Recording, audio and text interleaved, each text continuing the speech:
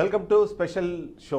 మనం ఏదైతే గత 2 రోజుల నుంచి ఒకే విషయం మీద మనము డ్రైవ్ చేసే ప్రయత్నం చేస్తున్నాం. అందులో ముఖ్యంగా చూస్తే మాత్రం ఏదైతే ఆంధ్రప్రదేశ్ రాష్ట్రంలో జరుగుతున్న అతిపెద్ద భారీ స్కామ్కు సంబంధించిన విషయం మనం చూస్తున్నాం. విద్యుత్ రంగంలో ఇప్పటికే చాలా స్కాములు జరిగాయి, కానీ కొత్తగా ప్రభుత్వం ఏర్పడిన తర్వాత జరుగుతున్న స్కామ్కు సంబంధించిన డిస్కషన్ ఇది. తాను ఒకటి తలిస్తే దైవం మరొకటి తలిచింది అన్నట్టు, తాను అంటే చంద్రబాబు నాయుడు ఒకటి తలిస్తే దాని కింద ఉన్న గుత్తేదారులు మాత్రం మరొకటి అనుకుంటున్నారు. అందులో భాగంగానే ఈ పెద్ద స్కామ్కి తెరతీశారు అన్నది ఇక్కడ మనం ఖచ్చితంగా చెప్పాల్సిన అవసరం ఉంటుంది. గత ప్రభుత్వ హయాంలో అవినీతి అన్నది పెట్టరేగిపోయింది. ఆ కారణంగానే మనకు ప్రజలు ఓట్లు వేశారు. అభివృద్ధి పదంలో ముందుకు తీసుకెళ్తారనే ఆశతోనే ప్రజలు మనకు ఇవాళ పదవిని కట్టబెట్టారు అంటూ ఇప్పటికే కూటమి ప్రభుత్వం చెబుతుంటే, ప్రస్తుతం ఉన్న పరిస్థితుల్లో దాన్ని అదే విధంగా ముందుకు తీసుకెళ్లే ప్రయత్నం మాత్రం అక్కడ ఉన్న అధికారులు చేయట్లేదు అన్నది మనకి పూర్తి స్థాయిగా అర్థమవుతోంది. అందుకే టెండర్ వేశారు. ఆ సార్ ఇప్పటికే టెండర్ వేసేశారు. డబ్బులు ఎంత సంపాదించాలి, ఎలా సంపాదించాలి, సంపాదించే క్రమంలో ఎవరెవరిని ఇందులో భాగస్వాములు చేయాలి అన్నది ఆ సారు ఆల్రెడీ డిసైడ్ చేసేశారు. కాబట్టి ఆయన అనుకున్నట్టుగానే మొత్తం టెండర్ ప్రక్రియ మొత్తం కొనసాగుతోంది. ఆ టెండర్ ప్రక్రియలో భాగంగానే ప్రతి ఒక్క అడుగు తను అనుకున్నట్టుగా, తను చెప్పినట్టుగా, తను ఆల్రెడీ నిర్దేశించినట్టుగా ముందుకు సాగుతోంది. ఆ సార్ అనుకున్నట్టుగానే ప్రతి ఒక్కటి జరిగిపోతుంది. ఆ సార్ ఎవరో అన్న విషయం నేను ఇవాళ ఖచ్చితంగా రివీల్ చేస్తాను. ఆ రివీల్ చేసే క్రమంలో ఆ సారుతో పాటు ప్రతి ఒక్కదానికి ఓకే సార్ అంటున్న మిగిలిన వ్యక్తుల వివరాలు కూడా నేను ఖచ్చితంగా ఇస్తాను. 343 కోట్ల రూపాయల స్కామ్కి తెరదించడంలో దాదాపుగా 200 కోట్ల రూపాయలు గుత్తేదారుల జేబుల్లోకి, ఆ తర్వాత ఇదే 343 కోట్ల రూపాయల కష్టాన్ని, ఆ భారాన్ని ప్రజలపైకి తోసేందుకు అవసరమైన అన్ని చర్యలు ఇప్పటికే తీసేసుకున్నారు. అన్ని రకాల ప్లానింగ్లు తీసేశారు. ఆ సార్ ఇప్పుడే టెండర్ వేసేశారు. ఆ టెండరు 343 కోట్ల రూపాయలకు సంబంధించిన టెండరు. ఆ సారు 200 కోట్లు గుత్తేదారుల జేబుల్లోకి వేసేందుకు టెండర్ వేశారు. అందుకనే ఇది ఇలా కొనసాగుతోంది. ఈ సందర్భంలో చాలామందికి కొన్ని రకాల ప్రశ్నలు ఉన్నాయి. అసలు ఇది ఎందుకు స్కామ్ అంటున్నారని మనం ఒక 5 ప్రశ్నలకు సమాధానం చెప్పే ప్రయత్నం చేద్దాము. అందులో మొదటి ప్రశ్న మనం ఒకసారి చూద్దాం.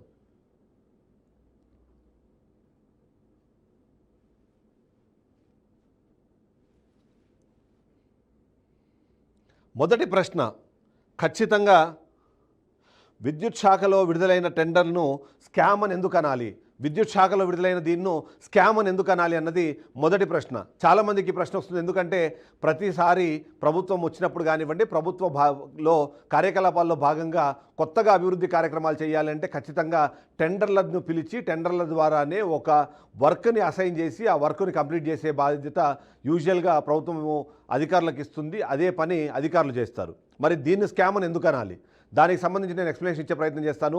విద్యుత్ శాఖలో ఈ విడుదలైన ఈ టెండర్ను స్కామ్ అని ఎందుకు అనాలి అంటే, మొదటిది దీనికి సంబంధించి రేట్లు అనుకున్న దానికన్నా ఇప్పుడు వాస్తవికంగా ఉన్నవాడికన్నా చాలా ఎక్కువగా ఇవ్వడం అన్నది మొదటి కారణం.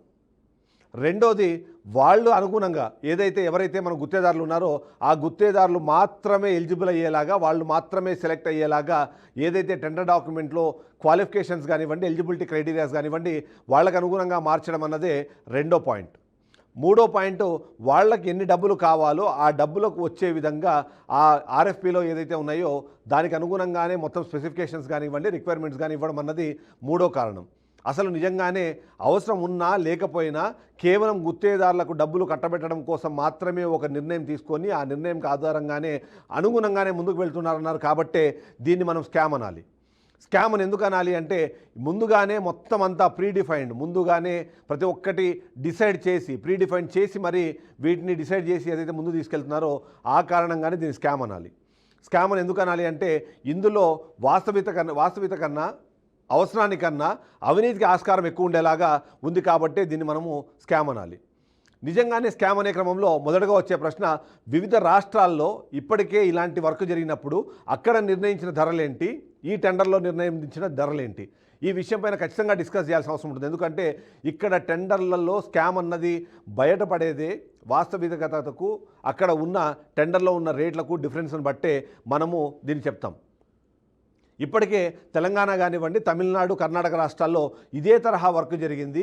అక్కడ ఉన్న డిస్ట్రిబ్యూషన్ కంపెనీకి సంబంధించిన ఆధ్వర్యంలో తెలంగాణలో కానివ్వండి, తమిళనాడులో కానివ్వండి, అలాగే కర్ణాటకలో కానివ్వండి, అక్కడ నిర్ణయించిన ధరల ప్రకారము దాదాపుగా 2,20,000 నుంచి 2,60,000 మధ్యలో మాత్రమే దీనికి సంబంధించి ధరలు నిర్ణయించే ప్రయత్నం చేశారు. అంటే 2.5 లక్షలు లోపే దీనికి సంబంధించిన ధర నిర్ణయం అయితే ఆంధ్రప్రదేశ్ రాష్ట్రంలో మాత్రం దానికి డబల్ 5,20,000 నుంచి 5,93,000 రూపాయలు ఇక్కడ ధర నిర్ణయించారు. అంటే మనం చూస్తే వేరే రాష్ట్రాల్లో ఉన్న ఖర్చు కన్నా ఇక్కడ దాదాపుగా డబల్ అయ్యే అవకాశం ఉంది. 210%, 210% ఇందులో ఎక్స్ట్రాగా కోట్ చేసిన పరిస్థితి కనిపిస్తుంది. కాబట్టి వేరే రాష్ట్రాల్లోని ధరతో కంపేర్ చేసుకున్నప్పుడు ఇక్కడ ధర దాదాపుగా 210% ఎక్కువ ఉన్నది. ఆ ఎక్కువ నిర్ణయించడానికి కారణము చాలా క్లియర్గా మనకు అర్థమవుతోంది. ఈ టెండర్ విడుదల అవ్వడం ద్వారా వచ్చే డబ్బులు కానివ్వండి, ఈ టెండర్ విడుదలైన తర్వాత జరిగే చెల్లింపుల్లో కానివ్వండి, ఎవరికి వాళ్ళు వాటాలు పంచుకోగా ప్రతి ఒక్కరికి లాభం రావాలి అంటే ఖచ్చితంగా అక్కడ పెట్టిన వాస్తవిక ఖర్చు కన్నా ఎక్స్ట్రా ఉన్న డబ్బులన్నీ వీళ్ళు పంచుకోవాలి. కాబట్టి అందులో భాగంగానే దీన్ని ఇలా నడిపించినట్టుగా మనకు అర్థమవుతుంది. ఇక మూడో ప్రశ్న మనం ఇక్కడ చూడాలి. ఆ మూడో ప్రశ్న ఏంటంటే, గత ప్రభుత్వ హయాంలో జరిగిన పన్నుల తీరుతెన్నులు ఏంటి అని. గత ప్రభుత్వ హయాంలో ఇదే తరహా వర్క్ ఏదైనా జరిగిందా, జరిగింటే అది ఎలా జరిగింది అన్నది. సో ప్రభుత్వ హయాంలో ఈ ప్రభుత్వం రావడం కన్నా ముందు కూడా ఇదే తరహా వర్క్ జరిగింది. అప్పుడు కూడా ఇదే తరహా స్కామ్కు తెరతీశారు. దాన్ని చెప్పింది నేను కాదు, బీఆర్కే న్యూస్ కాదు. ఇప్పటికే ప్రభుత్వంలో ఉన్న పెద్దలు మాట్లాడారు. డైరెక్ట్గా ప్రభుత్వానికి సంబంధించిన అధినేతలు మాట్లాడిన సందర్భంలో గత ప్రభుత్వ హయాంలో విద్యుత్ శాఖలో వేలాది కోట్ల రూపాయలకు సంబంధించిన స్కామ్ జరిగింది అన్నది ప్రతి ఒక్కరికి తెలిసిన విషయమే. దానికి సంబంధించి ఆ భారమే ఇవాళ ట్రూ అప్ ఛార్జీల పేరుతో ఆంధ్రప్రదేశ్ ప్రజలు భరిస్తున్నారన్న విషయం ప్రతి ఒక్కరికి తెలుసు. దాని గురించి ప్రతి సందర్భంలోనూ మాట్లాడుతూనే ఉన్నారు, ప్రతి సందర్భంలో దాన్ని ఎక్స్పోజ్ చేసే ప్రయత్నం చేస్తున్నారు. కాబట్టి గత ప్రభుత్వ హయాంలో జరిగిన ఆ పనులు ఇప్పుడు అదే తరహా, అదే స్థాయిలో, అదే వ్యక్తుల ద్వారా కొనసాగుతోంది అంటేనే మీరు అర్థం చేసుకోవచ్చు చాలా క్లియర్గా స్కామ్ అన్నది జరుగుతోంది. గత ప్రభుత్వ హయాంలో ఏదైతే జరిగిందో దాని కొనసాగింపుగా అదే వ్యక్తులు ఇక్కడ మరొకసారి నడిపిస్తున్నారన్నదైతే మనకు అర్థమవుతోంది. గత ప్రభుత్వ హయాంలో జరిగిన స్కామ్ అనేదైతే ఈ ప్రభుత్వంలో మనం మాట్లాడుతున్నామో అదే తరహా స్కామ్ ఇక్కడ జరిగింది. అంతేకాకుండా మరొక బ్రేకింగ్ న్యూస్ కూడా నేను ఇస్తున్నాను. బీఆర్కే న్యూస్ గత ప్రభుత్వ హయాంలో జరిగిన దాదాపు 38,400 కోట్లకు సంబంధించిన స్కామ్ వివరాలు త్వరలోనే బయటపెట్టబోతున్నాము. దీని కంటిన్యూషన్లో అది కూడా కొనసాగుతుంది. ఇక అసలు దీని స్కామ్ అనే నేపథ్యంలో దీని వెనకాల ఉన్న వ్యక్తులు ఎవరు? ముఖ్యంగా ప్రతి ఒక్కరికి వచ్చే ప్రశ్న, అసలు ఇంత పెద్ద స్కామ్ జరిగింది అంటున్నారు. ఇంత పెద్ద స్కామ్ జరగడానికి ఇప్పటికే గ్రౌండ్ ప్రిపేర్ అని చెప్తున్న నేపథ్యంలో దీని వెనకాల ఉన్న వ్యక్తులు ఎవరు? నేను గతంలోనే ఆల్రెడీ రివీల్ చేశాను. 3 వ్యక్తులు. ఆ 3 ఈ మొత్తం స్కామ్కు సంబంధించి ఈ టెండర్ను మొత్తాన్ని వాళ్లే కంట్రోల్ చేస్తున్నారు, వాళ్లే డిసైడ్ చేస్తున్నారు. ఆ 3 పేర్లు నేను లాస్ట్ టైం కూడా చెప్పాను. 1 రమేష్ రెడ్డి, 2 రామ్ ప్రసాద్, 3 కృష్ణప్రసాద్. ఈ 3 వ్యక్తుల కనుసన్నల్లోనే వారి చెప్పే విధానాన్ని బట్టే ఈ మొత్తం స్కామ్కు సంబంధించి ఈ టెండర్ విధానం మొత్తం ముందుకెళ్తోంది. ఈ టెండర్ ప్రక్రియ మొత్తం వాళ్ళు చెప్పినట్టుగానే నడుస్తోంది. ఆ 3 వ్యక్తులు కలిపి 3 కంపెనీలను డిసైడ్ చేశారు. ఆ 3 కంపెనీలు మాత్రమే బిడ్డుని వేశాయి. ఆ 3 కంపెనీల్లో ఒక కంపెనీనే ఇప్పుడు సక్సెస్ అవుతుంది. ఫైనల్గా బిడ్ ఓపెన్ చేసిన తర్వాత L1గా నేను గతంలోనే చెప్పినట్టు శ్రీ లక్ష్మీ నరసింహ కన్స్ట్రక్షన్స్ అనే కంపెనీ L1గా నిలిచే అవకాశం ఉంది. దానికి సంబంధించి ఇప్పటికే గ్రౌండ్ వర్క్ మొత్తం పూర్తి అయిపోయింది. క్రియేటివ్ టెక్నాలజీస్ అనే మరో కంపెనీ కూడా ఇందులో భాగస్వామిగా ఉంది. వాళ్ళు కూడా ఒక టెండర్ని ఇప్పటికే సబ్మిట్ చేశారు. మరో కంపెనీ కూడా ఇందులో పాల్గొనుంది. బట్ ఆ కంపెనీకి సంబంధించి ఎలిజిబిలిటీ వస్తుందా లేదా అన్నది మనం ఓపెన్ చేసిన తర్వాత మనకు అర్థమవుతుంది. సో దీని వెనకాల ఉన్న వ్యక్తులు ఎవరు? ఈ విధంగా చూస్తే ఈ వ్యక్తుల్ని నడిపించే శక్తులు కూడా ఉన్నాయి. ఈ వ్యక్తుల వెనకాల ఉన్న శక్తులు ఎవరు అన్న విషయం కూడా మనం డిస్కస్ చేయాల్సిన అవసరం ఉంది. ఎందుకంటే ఆ వ్యక్తులు మాత్రమే దీన్ని ఫైనలైజ్ చేయట్లేదు. ఈ వ్యక్తుల వెనకాల మరికొన్ని శక్తులు ఉన్నాయి. ఆ శక్తులకు సంబంధించిన ఇన్ఫర్మేషన్ నేను రాబోయే బులెటిన్స్లో ఇవ్వబోతున్నాను. ఎందుకంటే ఈరోజు ఉదయం 10 గంటల నుంచి ప్రారంభమయ్యే ఈ షో ఏదైతే ఉందో డే లాంగ్ నడుస్తుంది. ప్రతి బులెటిన్లో దీనికి సంబంధించిన ఒక్కొక్క కొత్త విషయాన్ని నేను రివీల్ చేసుకుంటూ వెళ్తాను. నేను చెబుతున్న ఈ 3 వ్యక్తుల వెనకాల ఉన్న శక్తులు కూడా మరో 3. వాళ్ళపైన మరొక కింగ్ పిన్ ఉన్నారు. ఆ కింగ్ పిన్ సంబంధించిన వివరాలు కూడా నేను ఇస్తాను. ఈ వ్యక్తుల వెనకాల ఉన్న శక్తులు చాలా క్లియర్గా చెప్తున్నాను. విద్యుత్ శాఖలో గత ప్రభుత్వ హయాంలో ఎవరైతే అక్కడి కడప జిల్లాకు సంబంధించి కానివ్వండి, లేకపోతే చిత్తూరు జిల్లాకు సంబంధించిన నాయకులతో కలిసి ఎవరైతే గత హయాంలో ఎవరైతే వర్క్ నడిపించారో అదే వ్యక్తులు ఇప్పుడు శక్తులుగా మారి ఆ వ్యక్తుల ద్వారా ఈ పని చేయిస్తున్నారు. ఆ ముగ్గురు శక్తుల పేర్లు కూడా నేను త్వరలో బయట పెట్టబోతున్నాను. వాళ్ళందరూ గత ప్రభుత్వ హయాంలో ఇదే వర్కులు వాళ్ళ హయాంలోనే చేయించారు, వాళ్ళ ఆధ్వర్యంలోనే జరిగాయి. మరొకసారి ప్రభుత్వం మారిన తర్వాత CM Chandrababu Naidu, deputy CM Pawan Kalyan, అలాగే లోకేష్ బాబు కానివ్వండి, ఇప్పుడున్న మంత్రులు కానివ్వండి, వీళ్ళందరూ కూడా అవినీతికి ఆస్కారం లేకుండా ముందుకు వెళ్ళాలని ఒక దృఢ సంకల్పంతో ముందుకు వెళ్తుంటే ఈ శక్తులు ఎవరైతే ఉన్నారో ఆ శక్తులు అధికారులతో కలిసి, ఎందుకంటే ఈ శక్తులన్నీ అధికారులే, వీళ్ళందరూ కలిసి ఇప్పటికే ఉన్న వ్యక్తులతో కలిసి ఆ వ్యక్తులు ఈ శక్తులు కలిసి ఈ మొత్తం స్కామ్కి తెరదీశారు. ఈ టెండర్ ప్రక్రియని వాళ్ళు అనుకున్నట్టుగా చేసుకుంటూ వెళ్తున్న పరిస్థితి మనకు కనిపిస్తోంది.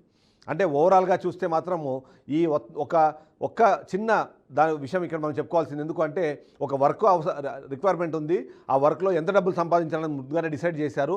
ఆ డబ్బులు డిసైడ్ చేసిన సందర్భంలో ఎవరికి ఎంత వాటా ఉండాలి, ఆ వాటా తీసుకునే క్రమంలో ఇబ్బంది కలగకుండా ఉండాలంటే ఏం చేయాలనే విషయంపైన పూర్తి స్థాయిలో డిస్కషన్ జరిగింది. దానికి సంబంధించి ఫైనల్ చేశారు.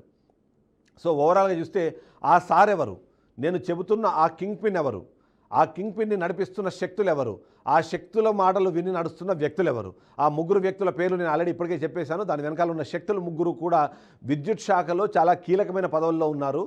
ఆ విద్యుత్ శాఖను నడిపించే వ్యక్తులకు వీళ్ళు శక్తులుగా మారి వెనకాల నుంచి వాళ్ళకి శక్తిని ఇస్తున్నారు. ఆ కింగ్ పిన్ విషయాలు కూడా ఇవాళ నేను ఖచ్చితంగా రివీల్ చేస్తాను. ఆ కింగ్ పిన్కి సంబంధించిన వివరాలు బయటపెట్టిన తర్వాత ప్రతి ఒక్కరూ ఆశ్చర్యానికి గురవుతారు. ఎందుకంటే ఆ కింగ్ పిన్ను అతనే ఈ మొత్తం నడిపిస్తున్నానది ఎవరు ఊహించి ఉండరు. ఎవరి ఊహకు అందని ఒక వ్యక్తి దీని వెనకాల ఉన్న నడిపిస్తున్నానన్నది నేను చెప్పగలుగుతాను.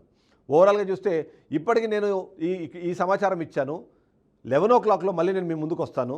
11 o'clock వచ్చినప్పుడు ఏం జరుగుతోంది, విద్యుత్ శాఖలో నేను చెప్పిన ఆ శక్తులు ఎవరు, ఆ వివరాలు కూడా నేను మీకు ఇచ్చే ప్రయత్నం చేస్తాను. ఓవరాల్గా చూస్తే మాత్రం 343 కోట్లు కొట్టేయడానికి ఆ సారు టెండర్ వేశారు.